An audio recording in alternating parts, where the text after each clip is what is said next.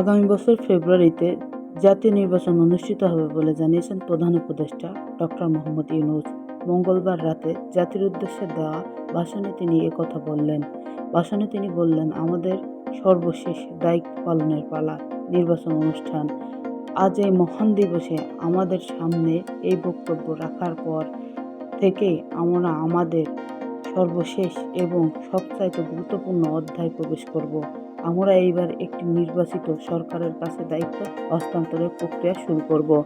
তিনি বললেন, অন্তর্বর্তী সরকারের পক্ষ থেকে আমি প্রধান নির্বাচন কমিশনারের কাছে চিঠি পাঠাবো, যেন নির্বাচন কমিশন আগামী রমজানের আগে 2026 সালের ফেব্রুয়ারি মাসে জাতীয় নির্বাচন অনুষ্ঠানের আয়োজন করেন। আপনারা সকলেই দোয়া করবেন যেন সুন্দরভাবে নির্বাচন অনুষ্ঠান করে এদেশের সকল নাগরিকের একটি নতুন বাংলাদেশ গড়ার কাজে সফলভাবে এগিয়ে যেতে পারে। আমরা সরকারের পক্ষ থেকে এই নির্বাচন যাতে সুস্থ, শান্তিপূর্ণ এবং উৎসমুখরভাবে সম্পূর্ণ করা যায়, এজন্য সকল প্রকার সাহায্য সহযোগিতা প্রদান করব।